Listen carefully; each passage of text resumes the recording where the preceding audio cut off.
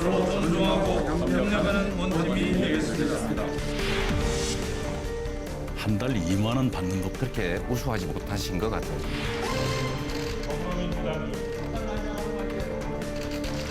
법사위 개혁 입법을 전제로 해서 넘기는 거니까요. 이 법이 통과 안 되면 하반기에 법사위를 넘길 수 없는 거죠. 언론의 자유가 없는 나라는 민주주의 국가가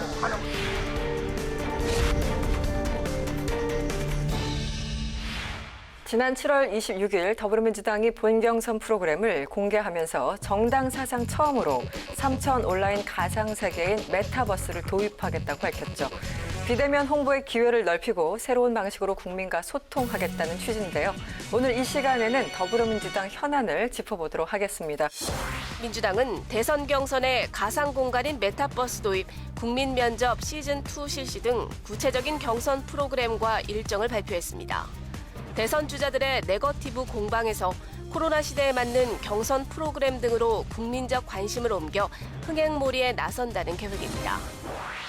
먼저 메타버스, 아직도 메타버스가 무슨 버스지? 이렇게 좀 헷갈려 하시고 잘 모르시는 분들 많은데 민주당이 좀 앞서간 느낌입니다. 이 메타버스 도입 어떻게 보셨어요? 글쎄요, 이제 실제적인 공간과 가상 공간을 결합시키는 네. 메타버스 방식이라고 하는 건 사실 어찌 보면 4차 산업혁명 시대에 있어서 자기를 표현하는 아주 진일보된 기술이다. 그렇게 네. 볼 수 있고, 특히 코로나 시대에 여러 가지 어떤 대면적인 접촉이 한정돼 있는 상태에서 새로운 돌파구, 또 새로운 어떤 경선 방식의 어떤 그 특색이 아닌가. 뭐 전체적으로 이것이 다 활용된다기보다는 상징적인 도입의 의미, 또 새로 유입된 젊은 유권자, 그런 세대들을 위한 전략이다, 그렇게 봐야 되겠습니다. 네. 네.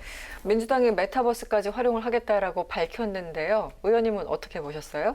사실 메타버스 이게 아직 완전히 정립된 개념도 아니고 또 메타버스가 이제 구체적으로 어떻게 하겠다는 것인지도 완전히 나와 있지는 않거든요. 뭐 그런 개념을 차용하는데 지금보다 훨씬 미래 그 사회의 그 어떤 기술이라 할까요? 가상현실을 넘나드는 그런 방식의 새로운 공간 개념인데 휘황찬란한 공간을 만들어 놓고 후백제 시대 이야기나 하고 무슨 의미가 있겠습니까? 중요한 거는 정말 그 내용이죠. 이야기하는 분들은 그냥 잠 오는 이야기만 하고 있고 네. 답답한 이야기만 하고 있고 그런 상황이라면 뭐 메타버스가 아니라 뭐 무슨 버스를 해도 마찬가지 아니겠습니까? 새로운 시스템을 도입한 만큼 거기에 맞는 내용과 정책이 필요하다. 거기서 백제 얘기하면 큰 효과가 없을 것이다. 알겠습니다.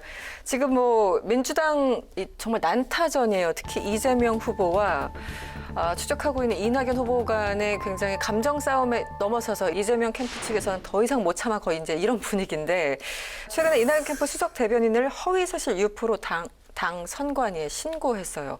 어떻게 보셨습니까? 그렇게 뭐 선거 과정에서는 네거티브 공세도 있을 수밖에 없지만 그런 면에서 이게 그 뭐 법적인 여러 가지 논쟁을 벌일 땐가 좀 조심스러운 마음이 없지 않아 있고 그 전에 어쨌든 그 서로 간에 너무 지나치게 어떤 비방과 또 근거 없는 그런 허위사실 유포 같은 것들이 도를 넘지 않도록 이제 그런 것들을 스스로가 각 캠프 안에서 좀 조율을 잘 할 필요가 있겠다라는 생각이 들고요. 저는 아직까지는 완전히 그 도를 넘었다 그렇게 보지는 않습니다. 그럼에도 불구하고 이제 이재명 캠프에서는 이제 도지사와 민주당 후보로서의 역할이 분명히 다르고 경비도 각각 썼는데 이것은 너무 좀 도를 넘어선 거 아니냐 이렇게 지금 주장을 하는 것 같은데 그럼에도 불구하고 당선관위에 신고한 거는 고발한 거는 좀 문제가 있다라고 보십니까? 그동안에 우리가 가장 정치판에서 선거판에서 잘못된 것이 서로 간의 고소고발을 한참 해놓고 난 다음에 마지막에서는 다 창세를 시키는 네, 그것이 네. 계속 반복됐다는 거죠. 말하자면 여전히 대행적인 과거 방식의 선거 문화를 버리지 못한다면 국민들이 실망할 수밖에 없다. 네. 그런 측면이 있고요. 모든 것이 내가 의도한 대로 상대방이 이해하지 못하면 그것은 왜곡이고 곡해고 이렇게까지 하는 것은 너무 지나친 어떤 주장이다. 네. 그런 생각이 듭니다. 근데 어떻게 그게 이제 보셨어요? 당 선관위에 신고한 거잖아요. 그것은 이제 당에서 선관위에서 이거 좀 경선이 너무 잘못되지 않도록 공정하게 관리해 달라는 취지이기 때문에 저는 뭐 그 정도는 아직 뭐 전혀 문제가 된다고 보지 않아요. 좀 지나면 이제 검찰에 고발하는 수가 있어요. 네. 아직 그 지경은 아니다. 아직은 제가 보기에는 아주 뭐 화기애애한 수준이고, 저는 2007년 박근혜 캠프 대변인과 네거티브 대응팀장을 했는데, 그때 봐서는 뭐 지금 뭐 아주 아직은 그 정도까지는 아니다. 뭐 애교 수준이죠. 네. 그런가 하면 이재명 후보 음주운전 이제 논란이 있습니다. 이재명 후보는 한 차례 했다, 정말 진심으로 사과드린다는 입장인데, 지금 다른 후보들이 아니야, 제보가 들어왔어, 2차례는 될 것 같아. 어떻게 보셨습니까? 일단 이재명 지사의 음주운전 전과는 네. 2004년이에요. 근데 2004년에 면허 취소 수준이면 벌금 100만 원 정도 선고받는데, 150만 원이면 그 앞에 전과가 있거나 또는 그때 만취 상태였을 거예요. 보통 선거 때 공개되는 전과는 벌금 100만 원 이상의 그 전과만 공개되거든요. 네. 그러니까 뭐 벌금 한 70만 원, 50만 원 수준의 음주운전 전과가 틀림없이 있었다라고 추론할 수밖에 없어요. 더군다나 김부선 씨 이야기가 워낙 전후 사정이 너무나 구체적이기 때문에, 이런 상태에 있으면 사실은 벌금형 이상의 전과를 전부 다 출력해 달라고 경찰서에 가면 다 출력해 주거든요. 그럼 내면 돼요.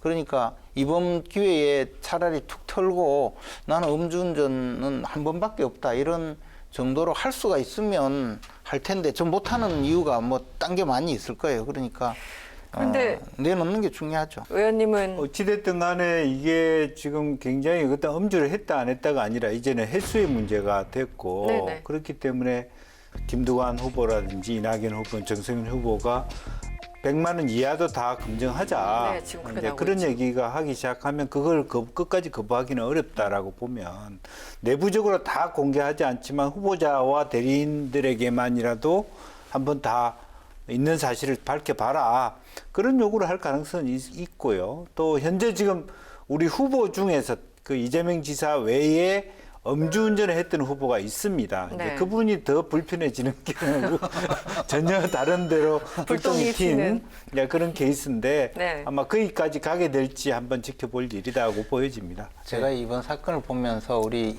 이준석 대표는 정말 솔방울로 수류탄을 만들어 터뜨린 분이라고 생각이 들어요. 이게 원래 이재명 캠프의 대변인이 윤석열 총장을 낮술 먹지 말고 그만해라, 이렇게 공격을 했거든요. 네네.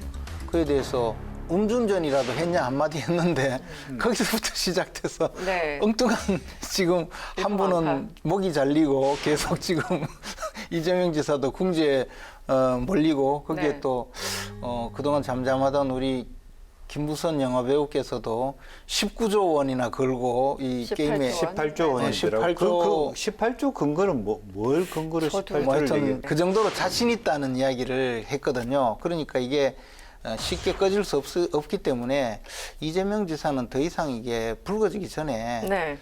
자수하는 게 좋지 않을까. 이러다 보니까 이제 뭐 소위 말하는 이벤트 효과, 사람들이 이제 주목도를 높이는 효과도 있는데, 어쨌든 이 네거티브로 가는 양상에 대해서 다 싫어, 이렇게 또 마음이 떠나시는 분들도 계실 테고, 가장 직접적인 타격은 다른 후보들 같아요. 예를 들어 뭐 정세균 그렇습니다. 후보, 추미애 후보, 박용진 후보, 어떻게 보십니까? 이분들이 반등할 수 있는 뭐 어떤 전략이 있을까요? 방법이 있을까요? 그렇게 많은 가능성은 없어 보이는데, 결과적으로는 이제 정세균 후보의 경우에는 어쨌든 그 호남 내에서 네네. 이낙연 후보가 많은 지지를 받고 있는 건 사실입니다만은, 네. 또 상대적으로 비호감도가 높은 것도 사실이기 때문에, 그런 데 대한 일정 정도의 반사이, 또 혹은 호남 내에서 그동안에 이재명 지사한테 갔던 표들이 이낙연 후보한테 가지 않고 정세균 후보한테 간다든지, 이런 이삽주기 정도의 부분들이 있을 수 있다. 그런데 그것만으로 판세가 흔들릴 것 같지는 않다라고 보여지고, 실제적으로 보면 정세균 후보 스스로가 뭔가 담대한 새로운 계획을 통해서 일정 정도 갑자기 네. 이렇게 올라가는 부분이 된다면, 호남 내에서 후보를 교체하는, 즉 이낙연에서 정세균을 교체할 수 있는 그런 한 번의 계기는 있을 수 있다. 그런 게 이루어진다면 결국 결선 투표와 후보의 변동의 가능성 때문에 집중도가 높아질 수 있다. 뭐 네. 그런 것들이 아주 가는 신락 같은 희망. 신락 같은 희망의 네. 하나가 아닌가 그렇게 생각이 네. 듭니다. 우리 또 추미애 후보를 애정하시는 우리 김재원 최고위원님. 그러니까 왜 네. 3등을 두고 4등 후보를 이야기하고 계십니까? 3등 네. 후보도 있는데. 실제적으로 선거인단이라든지 네. 각 캠프의 조직력 또 말하자면 동원력 이런 거하고는 좀 차이가 있거든요. 네. 뭐 물론 그 3, 4등 후보들이 1, 2등을 조직력으로 뒤엎는다는 건 쉽지 않지만 3등과 4등 사이의 어떤 차이라고 하는 것이 크게 나타난다고 보기 어렵기 때문에 그런 네. 의미에서는 무시할 만한 3등이다. 4등 입장에서. 후원이 두렵지 않으십니까? 네, 이렇게 공개적으로. 추미애 후보, 정세균 후보, 박용진 후보 요즘 이제 계속 주목을 못 받고 있어요. 어떻게 보십니까? 뭐 좀 조언을 해주시죠. 그러니까 제가 의원님. 보기에는 이게 이제 우리가 고전적인 그 정치 투쟁, 정치 전략의 한 가지로 왜 코끼리는 생각하지 마 이런 책이 있는데요. 네. 그 책의 그 주된 내용이 이제 프레임 이론이거든요. 그러니까 상대가 설정하는 프레임에 들어가지 말라는 건데 그 역프레임 이론이 있어요. 그것은 뭐냐면 이슈를 오히려 내가 계속 제기를 하고 그것이 논란이 된다고 하더라도 다른 논란을 계속 일으켜서 가는 것. 그러면 대중은 논란을 오히려 즐긴다는 거거든요. 그렇게 해서 논란을 주도하는 측이 이긴다는 건데 그렇게 따지면 지금 이재명 지사는 어떻게 보면 굉장히 영리하게 선거운동을 하고 있다고 봐야죠. 뭐 계속 논란을 일으키고 나가는데 그 점에는 탁월하다고 봐요. 제가 아끼는 우리 추미애 후보가 네. 가장 그 지금 패착이 뭐냐면 은근히 이재명 지사를 좀 두둔하면서 네네. 반사이익을 얻으려고 하다 보니까 논란의 주도, 논란을 일으킬 만한 이슈를 전혀 만들지를 않아요. 그러니까 사실은 3등이 4등 될지도 몰라요. 제가 한 표를 주려고 해도 줘봤자 별 효과가 없을 것 같아요. 네네. 그러니까 추미애 장관은 전에 윤석열 총장과 싸우던 때의 그 투쟁력을 다시 회복을 해서 그때보다 좀 더 세게 이재명 지사와 한판 붙으면 네. 반전될 수 있을 그렇죠. 그래서 이낙연 그런 대표를 경우는 반전되는 것이 아니라 더 쪼그라들죠. 아니 이제 아니 반 이재명의 대표가 되어야 되거든요. 그래서 목표를 이낙연 대표가 재미가 없는데 재미있게 만들고 논란을 만들고 해서 2등이라도 가면 그 다음에 결선 투표에서의 기회가 올 수 있는데 지금은 3등과 4등과의 사이에서 네. 오락가락하게 되면 희망이 없죠. 그렇게 쉽게 이기려고 다른 당 후보를 갖다 자꾸 이렇게 올리고 그러면 안 되죠. 아니 저는 정말 충심으로 이야기하고 있는데 진심을 다해. 네. 알겠습니다. 이건 어떻습니까? 많은 것이 겹치는 두 분, 이낙연 후보, 정세균 후보, 뭐 지역도 그렇고 총리 출신의 당대표 두 분 다 하셨잖아요. 그래서 단일화 혹시 하는 건 아니냐. 정세균 후보는 물론 선을 긋긴 했지만 어떻게 보십니까?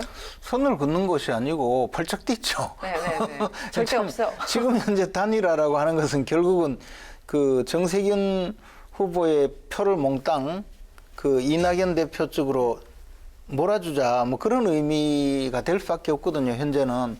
그러니까 지금 정세균 전 총리의 입장에서는 절대로 지금 그 응할 수가 없죠. 응한다는 것 자체가 오히려 자신의 지지자들조차 빠져나가는 그런 상황이 될 수 있거든요. 네. 당장은 끝까지 가고 예를 들어 뭐 결선 투표가 되었을 때 지원을 해준다든가 그것은 그때 문제고 지금 그 2등이 4등한테 그런 이야기 하는 건 사실 반감을 불러일으킬 수 있죠. 방금 말씀하신 것처럼 정세균 후보는 지금 단일화를 얘기할 때가 아닙니다. 지금 단일화 얘기한다는 건 포기한다는 얘기로밖에 안 들려요.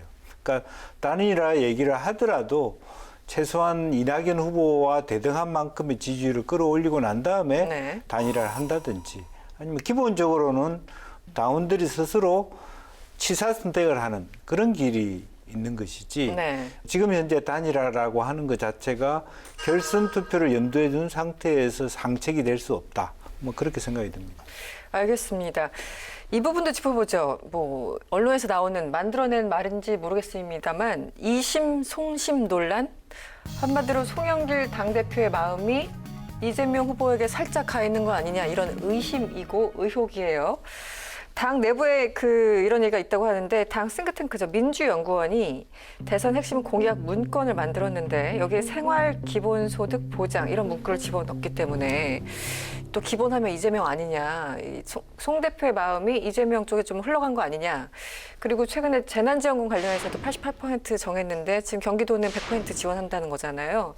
여기에 대해서 송 대표도 또 그건 뭐 지자체가 알아서 이른바 이심 송심 논란이 있는 것 같은데 어떻게 보십니까? 전 국민 대상으로 재난지원금을 줘야 된다라고 하는 것이 당론이었기 때문에 네. 또 보편적 복지라고 하는 개념을 써왔고 또 그런 부분에 있어서 이재명 지사가 보편적 복지라는 개념을 기본소득이라는 개념으로 좀 착안해 왔다라고 볼 수도 있는 부분이거든요. 이제 그렇기 때문에 당의 철학과 기본 노선과 마찰하지 않는다. 네. 그렇게 볼 수 있는데 문제는 이제 기본이라는 단어를 썼기 때문에 굉장히 민감하게 느껴지는 부분입니다. 그것은 당에서 조금 다른 후보들을 생각해서라도 조금 네네. 고민해서 이 단어를 뭐랄까 민감성을 가지고 따져봤어야 될 문제가 아닌가 생각이 들고요. 또 한편으로는 송 대표가 경선 연기도 안 한 네. 입장 자체도 결국에 이재명 후보한테 좀 유리하다 이렇게 네네. 또 곡해할 수 있는 여지도 남아 있고 또 기본적으로 지금까지 큰 흐름상으로 이재명 지사가 대세론을 거의 어느 정도 형성하고 있기 때문에 송영길 대표도 그런 부분에 대한 어떤 생각을 안 할 수 없는 그런 네. 입장이었다라고 보여집니다. 그런데 네네. 지금은 이제 대사론이 적용이 되기 어렵잖아요. 네. 그렇기 때문에 다른 후보 측의 비판을 당하지 않도록 좀 더 차단시킬 필요가 있겠다. 예민하게 예. 할 필요가 있다. 근데 이게 뭐 이심 송심이 아니라 송심이 이심한테 간다 뭐 이런 이야기죠. 그리고 엄밀하게 말하면 송심이 이심인데 이제 막 민주연구원의 기본소득 논란 그거보다는 지난번에 사실 대깨문 논란부터 시작된 거거든요. 그러니까 이미 전과가 있어요. 그런 상황에서 경쟁 후보자들은 안 그래도 지금 싸우고 있는데 네. 또 이재명 지사가 또 1등으로 가고 있으니까 당대표가 벌써 대세론에 취해서 저쪽에 줄 섰나 이렇게 오해받을 소지가 있는 상황에서 계속 벌어지고 있거든요. 네. 그러니까 이런 식으로 이제 경선을 가다가 보면 어느 순간 되면 후보자들이 집단 반발하는 수가 있어요. 네. 하나 간단하게 좀 질문 드릴게요. 다음 달 4일부터 민주당 이제 후보들이 그러니까 전국 순회 경선을 하는데 충청부터 시작을 합니다. 충청의 표심은 누구에게 가 있을까요? 제가 원내 수석으로 있을 때 이완구 원내대표께서 네. 충청도 출신이어서 충청도의 많은 지도자들하고 대화도 하고 방문도 하고 이럴 기회가 있었는데 그래서 충청도 주민들, 충청도 유권자들의 그 표심은 굉장히 좀 특이하다고 느꼈어요. 네네. 뭐 예컨대 이런 거죠. 할머니한테 이거 얼마예요? 그러면 얼마 주겠슈? 이렇게 묻는다는 거죠. 절대로 내 마음을 이야기하지 않는다. 충청도 표심 향배는 아직도 아무도 알 수가 없어요. 아무도 모른다. 아무도 몰라요. 제가 친한 정치부 기자가 대선 때 대전 출신인데요. 갔다 왔어요. 그래 자기 집에 네. 정치부 기자가 저한테 한 말이 형 정말 충청도 가보니까 알 수가 없어요. 그래서 왜 그렇게 생각하냐 그랬더니 저희 아버지한테 가서 아버지 여기 누구 찍으려고 그래요? 그랬더니 누가 그런 이야기 하냐 그러더라는 거예요. 아버님 맞아. 아버님 맞아. 그래서 아버지는 누구 찍을 거예요? 그래. 이거 봐야지.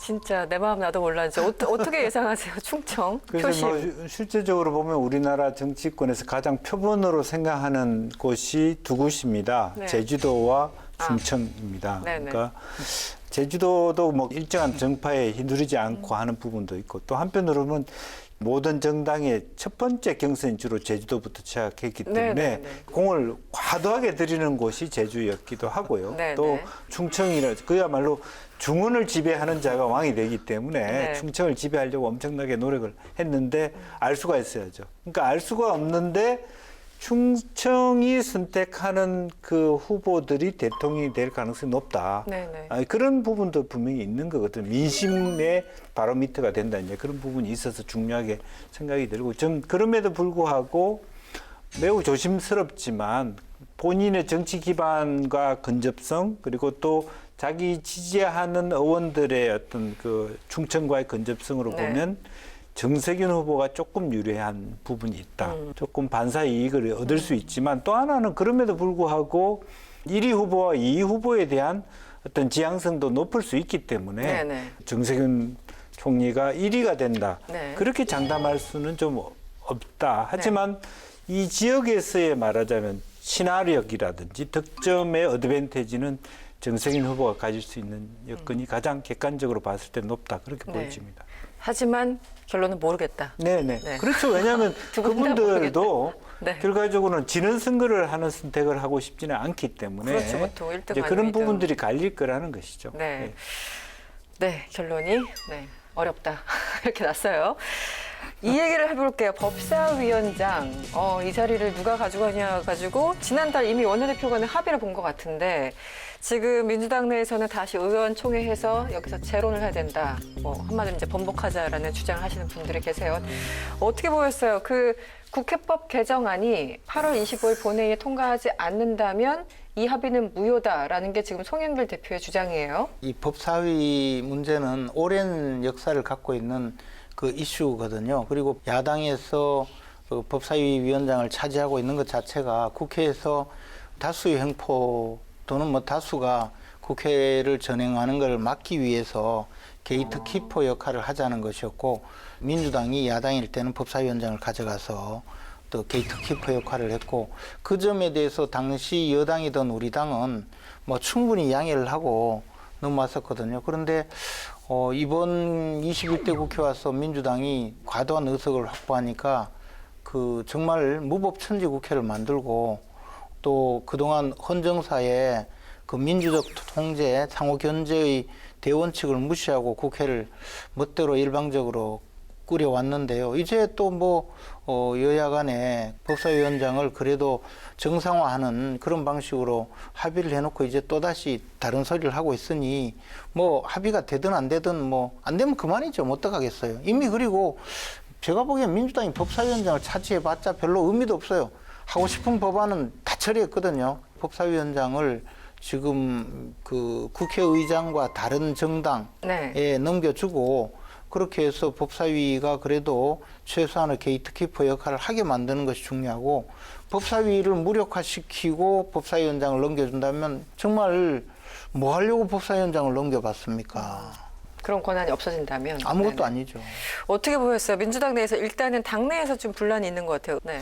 어쨌든 야당과의 약속을 하고 매점을 지었기 때문에 여러 가지 당내에서 그런 얘기가 있더라도 당대표가 잘 설득을 해서 특히 윤호중 원내대표가 당내에서의 그 원내 사령탑인 만큼 의원들을 잘 설득을 해서 합의를 존중해서 네. 이 문제가 더 이상 어떤 재론되지 않도록 했으면 좋겠다는 것이 제 생각입니다.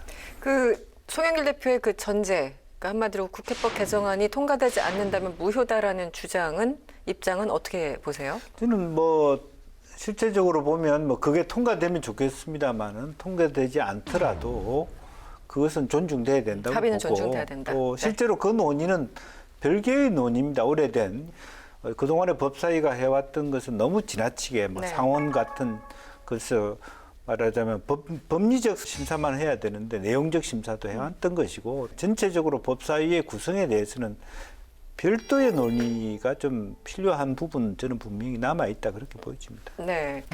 더불어민주당 현안에 대해서 짚어봤습니다. 두 분의 사이다 한 줄 평 들을게요. 김재원 최고위원님.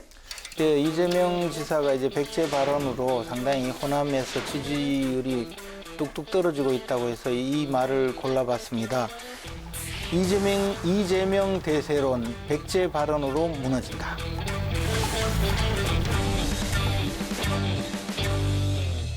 네, 알겠습니다. 김영주 의원님. 제가 우리 당을 사랑하고 또 우리 대선 후보들을 옹호하는 입장에서 보더라도 이 두 분의 어떤 치열한 공방 자체가 두 분 스스로에게 정당성을 확보하거나 대세론에 더 도움이 되거나 지지율 확보에 도움이 되고 있지 않습니다. 정책 지향적이고 비전 중심으로 패러다임을 바꿀 필요가 있다. 그런 의미에서 누구에게 도움이 되는 논쟁인가 이렇게 정했습니다.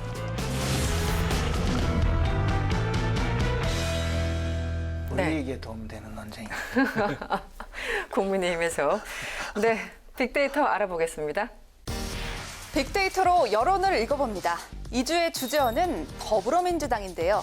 지난달 26일부터 지난 1일까지 12개 채널 20만 개 이상의 사이트에서 집계한 총 정보량은 6만 2천여 건입니다. 채널별 점유율은 뉴스가 80%로 가장 많았고 뒤이어 블로그, 커뮤니티, 카페, 트위터 순으로 정보량이 집계됐습니다. 더불어민주당 연관어 중에서 정보량이 상승한 키워드를 살펴봅니다. 1위는 백제입니다.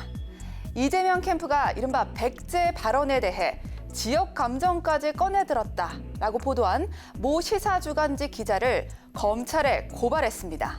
백제 발언이 지역주의 논란을 낳으면서 호남에서 이 지사의 지지율이 크게 떨어진 것으로 조사됐는데요. 이 지사는 지난 1일 전북을 찾아 호남 민심 보듬기에 나섰고 이 자리에서 대한민국 개혁 민주 세력의 본사는 역시 전라도라는 생각이 든다라고 발언하는 등 호남의 중요성을 거듭 강조했죠. 이 때문에 호남이라는 단어가 3위, 지역주의라는 단어가 4위를 기록했습니다. 지난달 28일 더불어민주당 대선 후보자 6명이 네거티브하지 말고 정정당당하게 겨루자라며 원팀 협약식을 갖고 선언문에 서명하면서 원팀이라는 단어가 2위를 차지했는데요. 이재명 후보는 이런 협약식을 해야 하는 상황에 이르게 된 것에 송구하게 생각한다라고 말했고 이낙연 후보도 원팀 선언을 최고로 잘 이행하겠다라고 밝히면서 원팀이라는 단어가 지면과 방송에서 많이 보였습니다. 5위는 토론회입니다. 지난 28일 더불어민주당 대통령 선거 예비후보 6명이 1차 TV 토론회를 가졌기 때문입니다. 다음은 더불어민주당 인물 연관어입니다. 급상승 인물 1위는 김연아입니다. 다주택 보유로 논란을 빚은 김연아 서울주택도시공사 SH 사장 후보자가 결국 자진해서 사퇴했는데요. 여권에서는 서울시의 인사검증이 부실했다라는 비판을 내놓으면서 급상승 연관어 1위로 집계됐습니다. 2위는 조민입니다. 최근 조국 전 법무장관 부부의 공판에서 딸 조민 씨의 고교동창 장모 씨가 검찰 수사 때 한 증언을 공개적으로 번복하면서 논란이 됐고 이 때문에 조민이 2위를 기록했습니다. 보건복지부가 지난달 30일 복지사업 대상 가구를 선정할 때 기준이 되는 2022년 기준 중위소득을 4인 가족 기준 올해보다 5.02% 인상하기로 결정했습니다. 이 회의를 주재한 권덕철 보건복지부 장관이 3위에 이름을 올렸습니다. 월주 스님 연결식에 참석한 윤석열 전 총장이 120분 내내 졸았다라고 주장하면서 예의도 기본도 없다라고 윤 전 총장을 꼬집은 최재성 전 청와대 정무수석이 4위입니다. 5위는 김상희 부의장입니다. 더불어민주당 소속 김상희 국회 부의장이 윤석열 전 검찰총장의 부인 김건희 씨를 비방하는 벽화에 대해 표현의 자유를 넘어선 명백한 인권 침해라고 비판했습니다. 헌정사상 첫 여성 국회 부의장으로서 자칫 여성 혐오로 비칠 수 있는 이슈에 대해 소신 발언을 내놓은 김 국회 부의장이 5위를 기록했네요. 네, 지금까지 빅데이터로 본 한 주간의 여론이었습니다.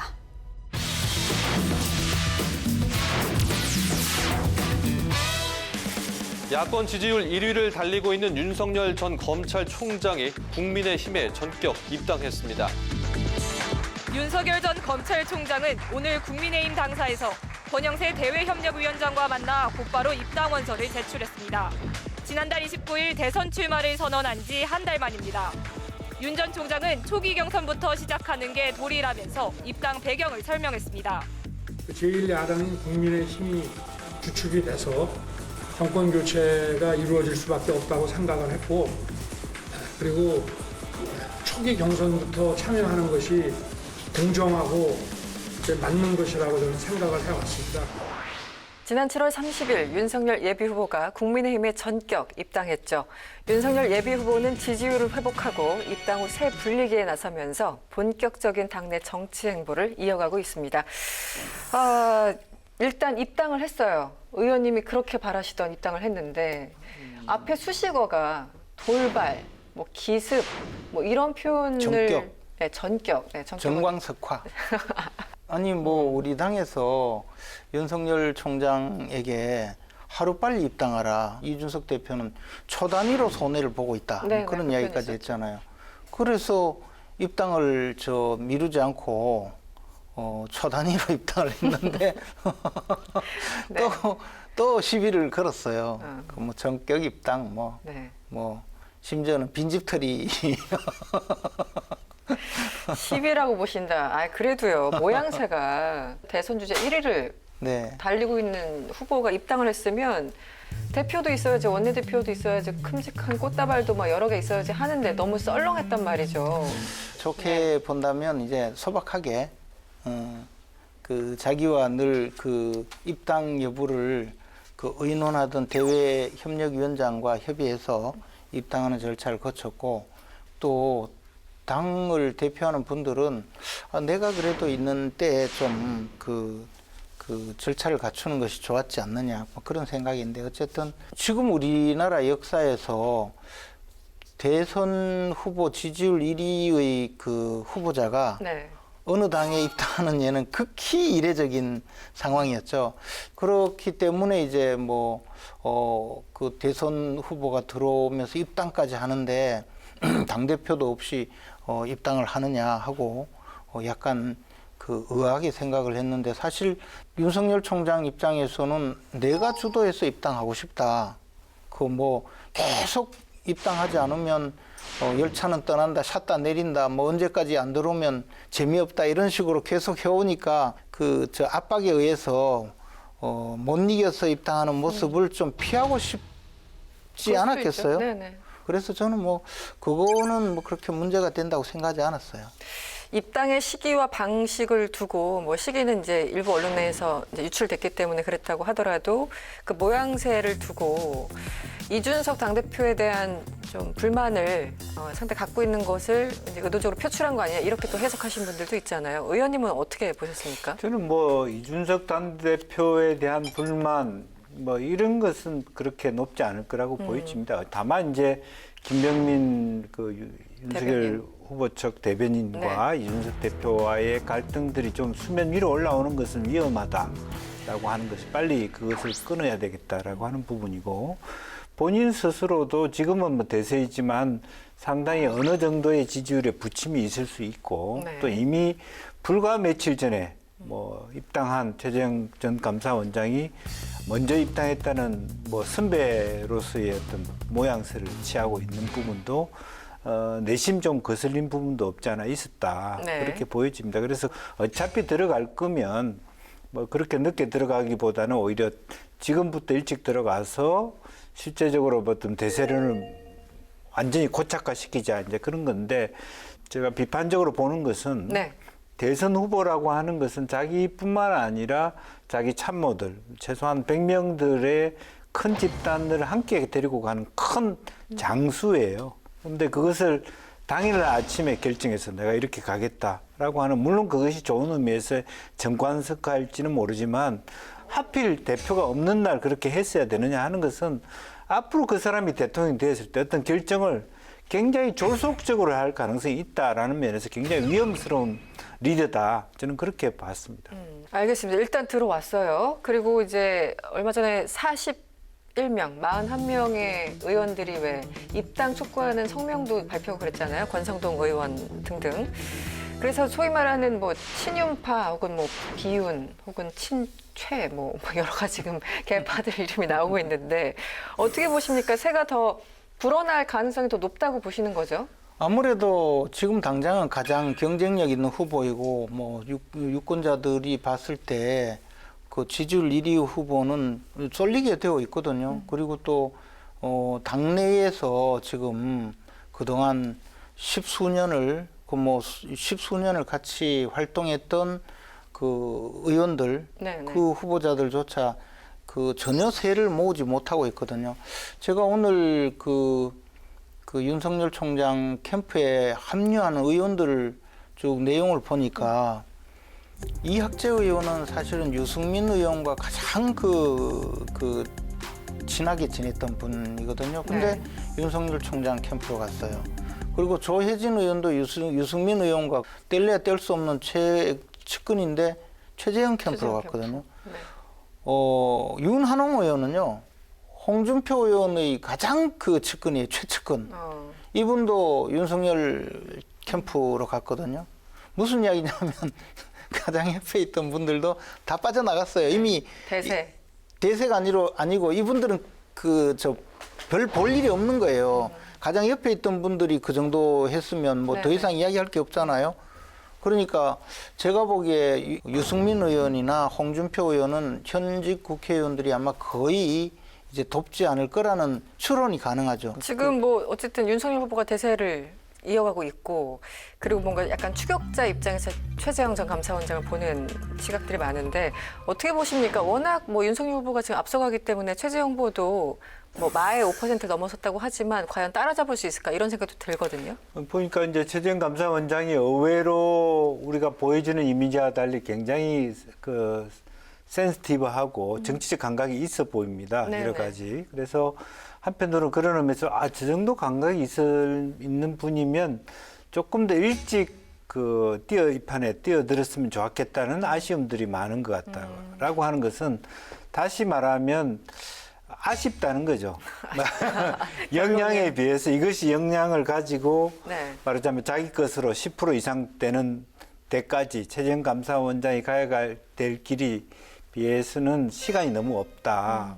이제 그런 면에서 그러니까 국민의힘의 고민도 그럴 겁니다. 윤석열 후보가 여러 가지 이 원석과 같은 다듬어지지 않는 이제 그런 후보이기 때문에 리스크가 없지 않아 있거든요. 그런데 그걸 최재형 감사원장이 상당히 좋은 분인데 윤 총장에 비해서 명분이 없이 출마한 뭐 상대적이긴 하지만 문제 또 고정된 이미지의 어떤 고착된 부분, 그것이 실제 본인이 갖고 있는 잠재력까지를 다 발현시키기 어려운 부분에 한계가 있기 때문에 윤 총장의 대세로는 당분간 지속될 수밖에 없다. 그렇게 봅니다. 그 최재형 감사원장이 얼마나 따라잡을 수 있을까요? 지금 지지율은 그래도 상향하는 분위기지만 그래도 한 자릿수지 않습니까? 저는 이제 최재형 감사원장이 오히려 기존에 그래도 뭐 1, 2%, 4%, 5% 되는 기존 나머지 우리 당 소속 그 의원들의 지지율을 오히려 뺏어가지 않을까 그런 생각이 좀 있고요. 윤석열 총장은 사실 최근에 뭐 여러 가지 뭐 논란을 일으켰다, 발언으로 논란을 일으켰다 해서 지지율에 좀 타격을 받을 것 같지만 저는 오히려 조금 다르게 생각하거든요. 사실 이제 그 특수부 검사 평생 검사를 그래서 검사로서 있다가 검찰총장까지 하고 나온 전직 대통령들을 구속하고 대법원장까지 구속한 강골 검사, 뭐 더 나가서 칼집이 검사, 뭐 이런 엄청나게 무서운 사람, 그래서 감히 말도 붙이기 좀 싫은 그런 사람, 이런 이미지를 가질 수가 있거든요. 근데 나와서 이런저런 발언을 해서 혼도 나고 쩍벌남이니 뭐 이런 비난도 받고 그러고 나서 딱 보니까 이게 뭐 이웃집 허술한 아저씨가 됐어요. 만약에 정말 그 캠프에 진짜 이런 이미지를 만들기 위해서 저런 모습을 보였다면 정말 대단한 전략가죠. 그렇습니까? 그렇죠. 왜냐하면 그걸 어떻게 만들 수가 있겠어요. 근데 제가 보기에는 막 그렇게 의도한 건 아니고 의도한 건 아니다. 실제 좀 허술한 분 같아요. 근데 어쨌거나 조금 이제 정제된 모습을 보인다면 그러면 일순간에 그런 비호감적 요소를 순식간에 날려버린 효과가 있기 때문에 또 그리고 이슈를 계속 만들었거든요. 비판을 받더라도 이슈를 만들어가는 노력은 굉장히 중요해요.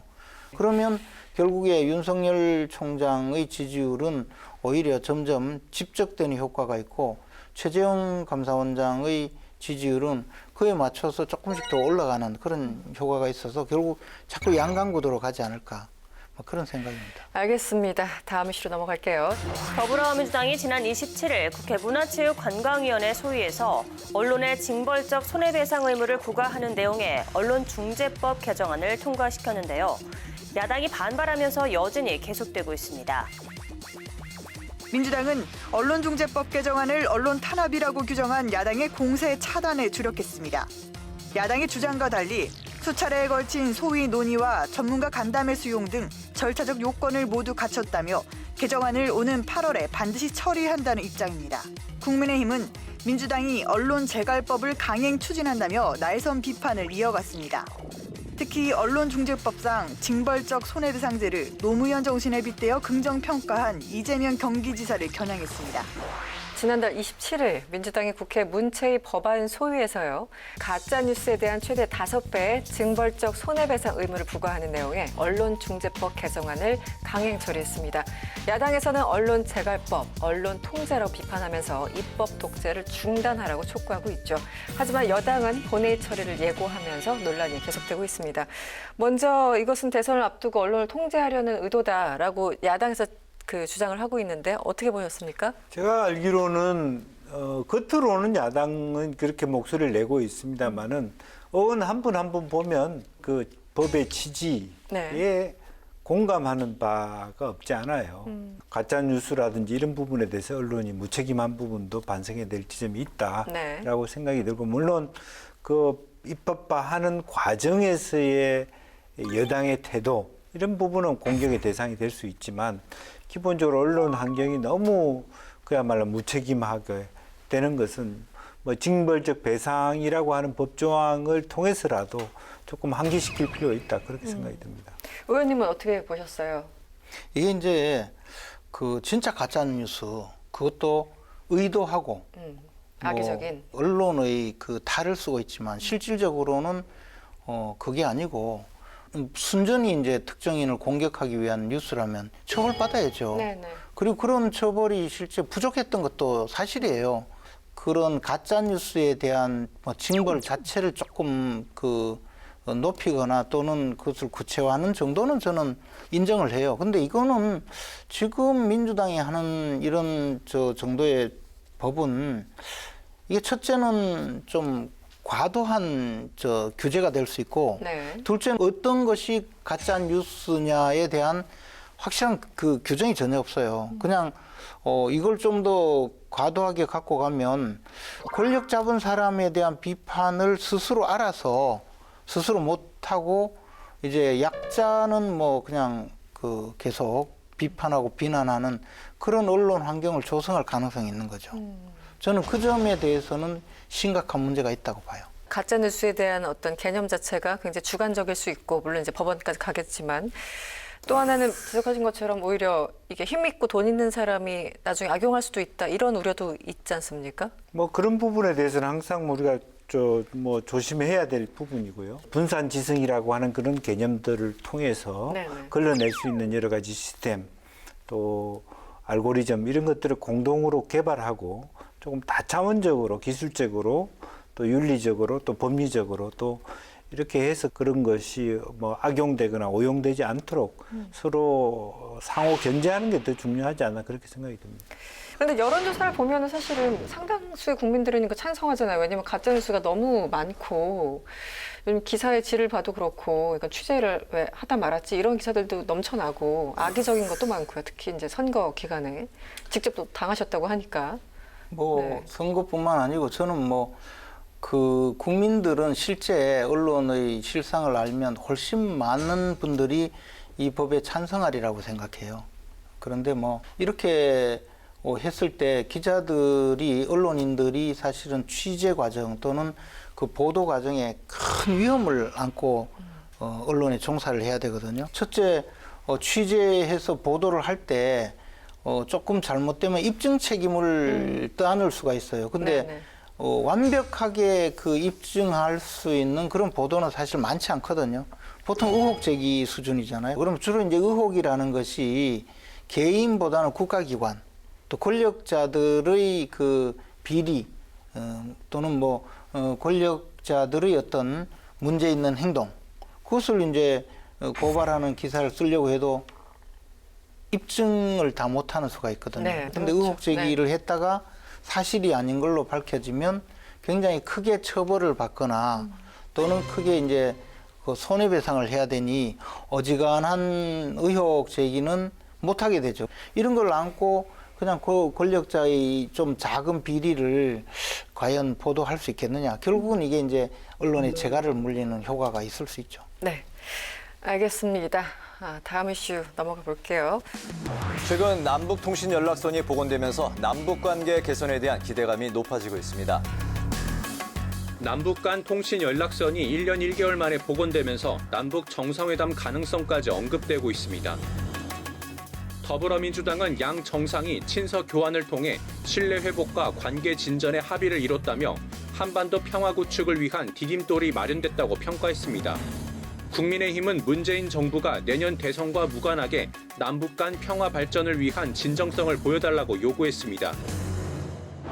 남북관계 개선에 대해서 기대감이 다시 올라오고 있는데요. 일단 13개월 만에 통신 연락선이 복원이 됐어요. 어떻게 보셨습니까?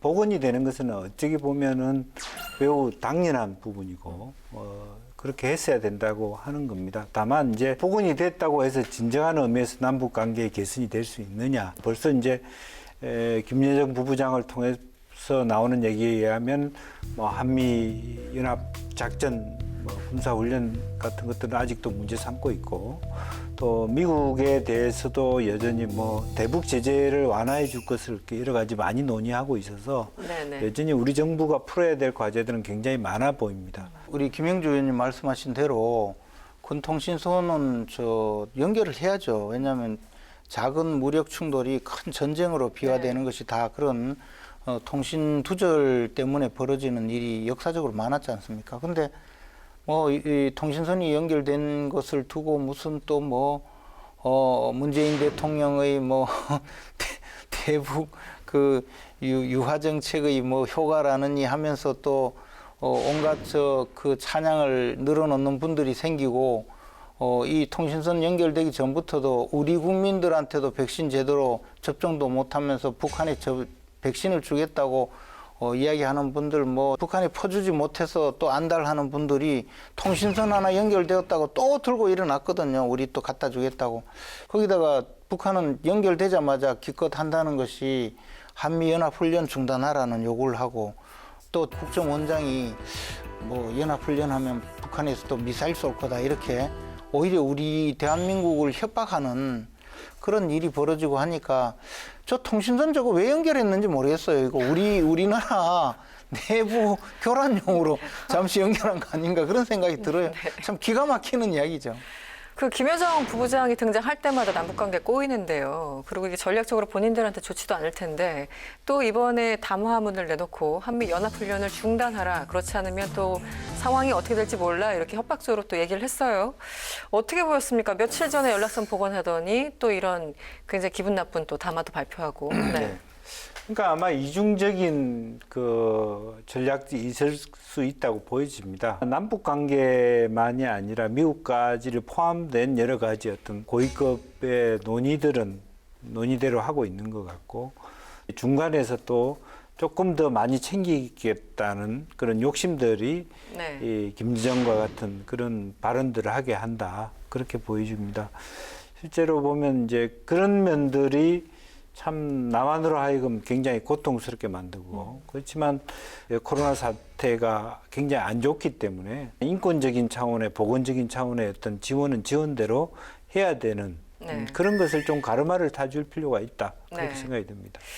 임기 말 사실 이제 문재인 정부 몇 달 남지 않은 상황이기 때문에 어떤 드라마틱한 관계 개선을 기대하기는 좀 어렵겠죠. 그런데 이제 북한 입장에서는 그 남한의 우리 대한민국의 대선에도 개입하고 싶고 약간 도와주면서 많은 걸 챙길 수 있는 기회라고 생각할 수도 있죠. 항상 대선 때는 개입을 해왔거든요, 북한이. 그러니까 지금 북한이 아마 통신선 하나 연결해주고는 또 청구서를 많이 들이밀 것 같아요. 그리고 이제 다음 정부에 대해서 그것을 요구하는 수단으로 삼거나 그런 분위기가 보이는데 이 정부가 항상 그 대북 정책, 북한과의 협상을 국내 정치용으로 악용해 온 전례가 많아서 국민들 입장에서는 점점 더 이제 불신하게 만드는 거죠. 이번 일에서도 제발 좀 그렇게 하지 않았으면 좋겠어요. 남북관계 전망을 좀 해주시면 어떻습니까? 이제 이 정부가 그 남은 기간 동안에 너무 무리한 어떤 뭔가를 승사시키려고 하는 모습을 보이면 북한이 그것에 올라타려고 많이 할 겁니다. 그래서 인내력을 가지고 네. 북한을 컨트롤해내야 된다. 그러기 위해서는 조금 뭔가 과감하게 하겠다는 욕심을 좀 버릴 필요가 있다. 그렇게 제 생각이 듭니다. 네. 알겠습니다. 오늘 마칠 시간입니다. 김재원 최고위원님 그리고 김영주 전 의원님 오늘 고생 많으셨습니다. 고맙습니다. 우여곡절 끝에 열린 2020 도쿄올림픽 17일간의 열전이 막바지를 향해 달려가고 있죠. 전 세계 선수들은 실력과 매너를 갖춰 겨뤘고요. 승부에 깨끗하게 승복하는 모습과 함께 서로의 열정 그리고 노력에 박수를 보내며 건전한 올림픽 정신을 보여줬습니다. 당내 경선에 돌입한 여야 대선 후보들도 승부를 떠나서 페어플레이하는 모습을 보여줬으면 좋겠다는 생각 해봅니다. 네, 정치토토 사이다. 다음 이 시간에 뵙겠습니다. 고맙습니다.